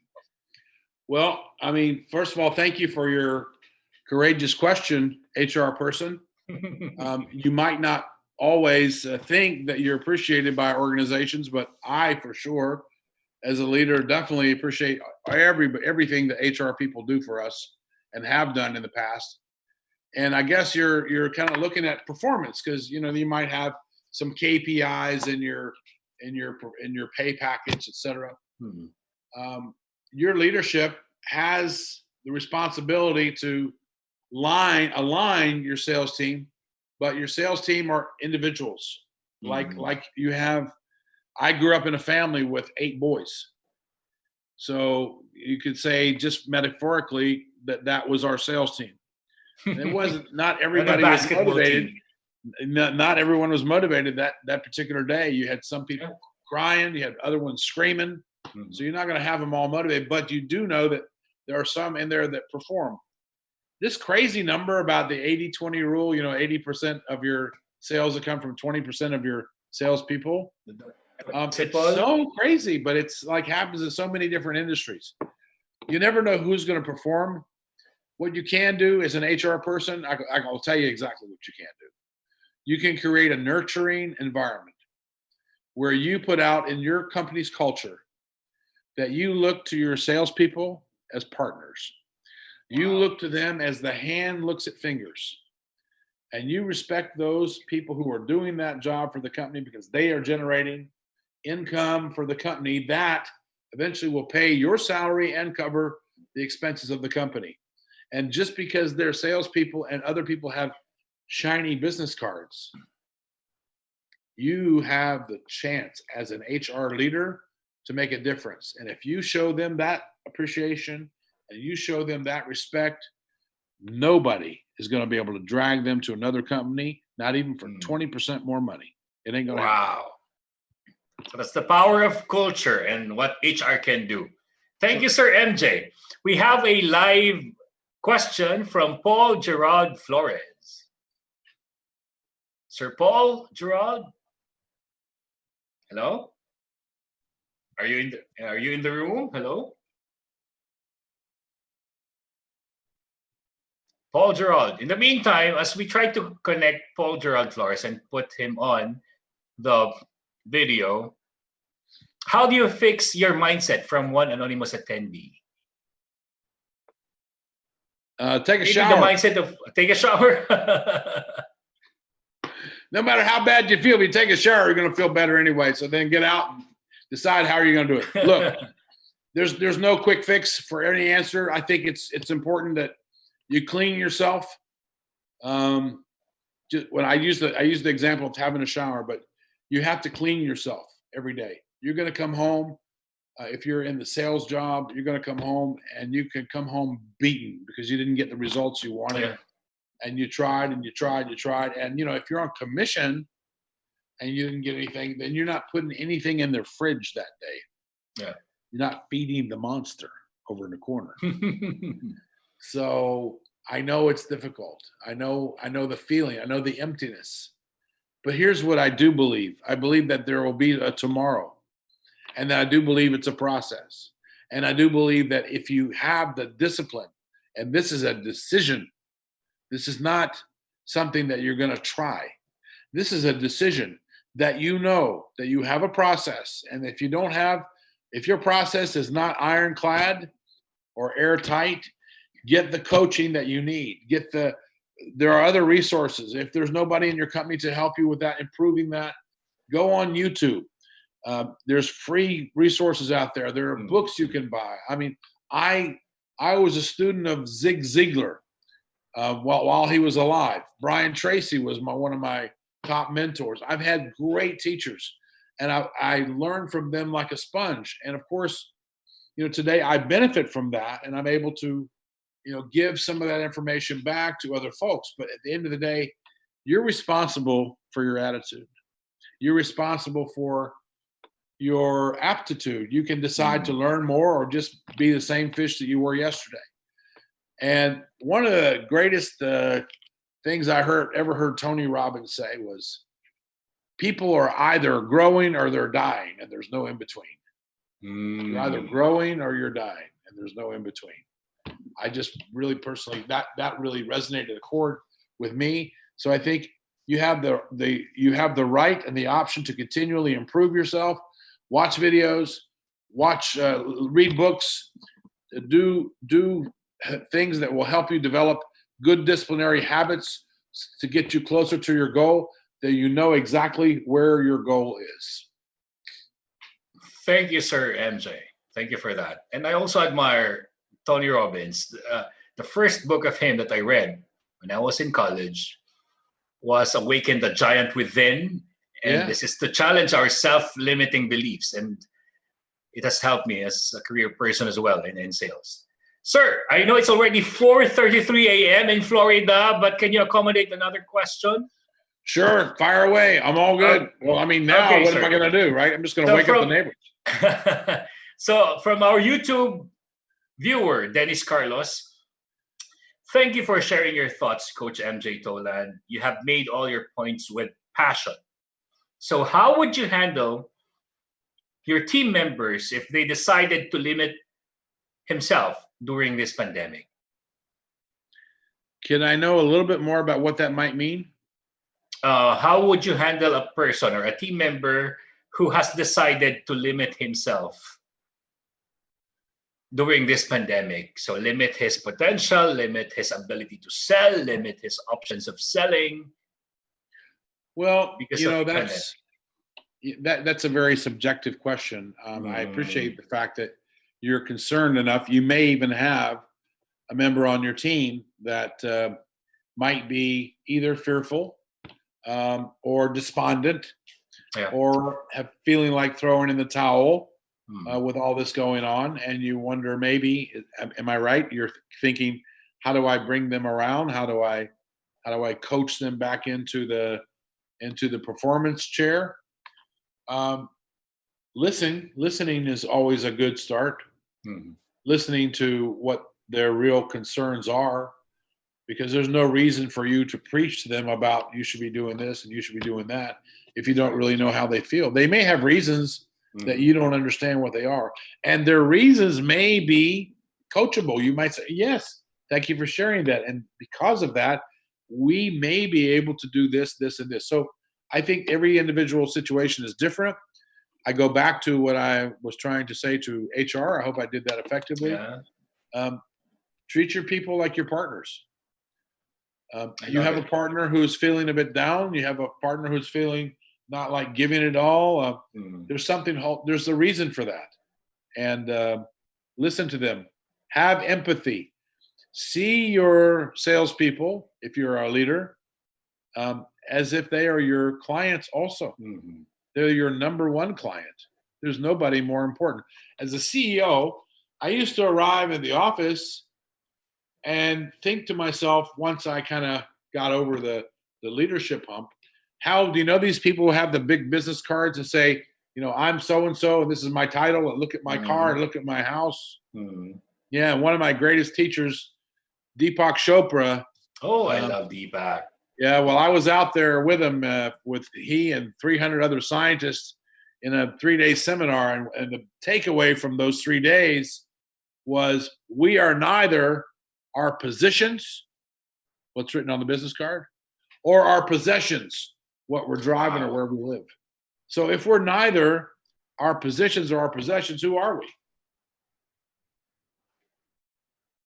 So if you showed up on a desert island and you didn't have your credit cards and you didn't have your business cards, and somebody is over there got some food, are you going to tell them how important you are, or are you going to try to be nice to them? And, so we're people. We have to treat people like people. So if you treat your salespeople like partners, if you treat the people who are maybe feeling a bit down, don't scowl at them. Listen to them. That's my advice. Wonderful. Before we call it a day, we'd like to ask you, Sir Michael, what's the takeaway for us? What do you want us to think about as we go to sleep tonight? Well, first of all, what a wonderful day you're going to have tomorrow, refreshed and recharged with possibly something that I said or something I made you remember. That's what I hope. I hope that you know that, to borrow some words from Brian Tracy, if it's to be, it's up to me. Wow. If you can let that be your guiding star, so that when you go through next week, you're going to meet people who all say, yeah, but blah, blah, blah. I don't feel like being positive, po. The market has changed and bland, and there's traffic and, the weather, and there's typhoon season and, all this, right? At the end of the day, if it's gonna be, it's up to me. So I have to be responsible 100%. I'm the CEO of myself. I love it. Thank you, Sir MJ Tolan. Big hand for Coach MJ, everyone. Thank you. And good morning to you, sir. Enjoy the rest of the day. And if you can have an afternoon nap, all the better. We thank you, Sir MJ, and we hope to see you again here in the Philippines. Meet me at MJ on the air. Until then, I can't wait to get to the Philippines. Thank you so much, sir. Again, big hands for Sir MJ. Thank you. And as Sir MJ fades out of the Zoom room, fades in our dear President, Miss Irish Malonda Samson. Hello, Miss Irish. Hi, Sir Howell. That was really amazing session with That Coach was. MJ. It was passionately done with fire, of course. Even though he haven't slept yet. Yeah. It's already 4:30 in the morning in Florida. With that, Coach MJ, we truly appreciate your dedication in sharing your craft. Thank you so much for sharing your learnings to our participants. Thank you, everyone. And I can say that a big hand to Coach. Big hand for Coach. I can say that he's 100% authentic sales professional who also does coaching and empowers all the sales professionals globally. And we are blessed. We are blessed. Thank you. Yes, Thank you, indeed, Coach sir. MJ. So, guys, please share with us your learnings, your key takeaways, so we can acknowledge them. But before that, of course, Sir Howell, Yeah. your takeaway. I love how he used COVID-19 as an illustration of how we establish predictable resistance, objections, and rebuttal. And so when we make everything, every objection, every resistance, every rebuttal, something predictable, we can prepare for that. And nothing can make us be afraid of selling at all, not even during COVID-19 pandemic. So brilliant learning. Very well said, Sir Howard. What about you, Well, Miss Irish? with mine, sir, it's simply as a salesperson myself, you should always believe in your services, your product, your Yes. offerings. Have a mindset of a consultant, that you would be the solution to their problem. And of course, what is the distinctive value proposition that you can offer to your clients, especially nowadays? We don't sell features, we sell benefits. Yes, sir. That's why you were able to hit all your targets despite the pandemic. Yes, I don't consider myself as selling. I consider myself, I think this one is a calling for me. It is a It's calling. my purpose in life, yes. And when selling becomes Give a calling, trainings, yes. you'll hit your target. Yes, and of course, thank you so much, Sir Howell, for wonderfully moderating our session today. I felt like he's my older brother. I felt so spiritually connected from one salesperson to another. So I felt that, and it's a pleasure. Thank you for this privilege. Thank you, Sir Iris. Howell. I'll be seeing you tomorrow again for another wonderful e-learning session. Okay? What time tomorrow? 3 to 4:30 p.m. 3 course. p.m. Same time, sir. Yes. Thank you, Miss Iris, and thanks Thank everyone. you. Don't you go away. Have a great day, Sir Howell. You and too. of course, I have few announcements to make. This is not yet the end of our e-learning session. Ariva Academy would like to thank the following win-win partners: our official media partner, Art Plus Magazine; digital media partners, Focus Media, Globaltronics, City Advertising Ventures, Outcome, Elevate Media. For major sponsor, Pacific Cross Philippines. For win-win partners, thank you to Brother Faber-Castell, Gluta-C, Moringa O2, KFC, Mr. Donut, Tokyo, Lotus Biscoff, Boss Job, Sir Technology Inc., Finma Properties, Salary Jet, Ilawi Korea, Kitolson and Carpo Consulting, Enchanted Kingdom, Disperse, Cosmetic Philippines Inc., MindChump's virtual preschool program. To register, please call them at 0906-486-0710 or email them at lisacanabe@mindchumps.org. And if you want to place your ads here, advertise your company, your services, your logo, have a brand exposure to thousands of viewers through FB, LinkedIn, YouTube, and Zoom, please email us at marketing@ariva.com.ph. To stay on top of our insights and updates, know more on our upcoming learning programs, watch our live streaming of e-learning sessions, please stay connected and visit us on our social media sites. Join the Ariva Academy Facebook group, like the Ariva Facebook fan page, follow the Ariva Academy LinkedIn page, and visit our website. It's www.ariva.com.ph.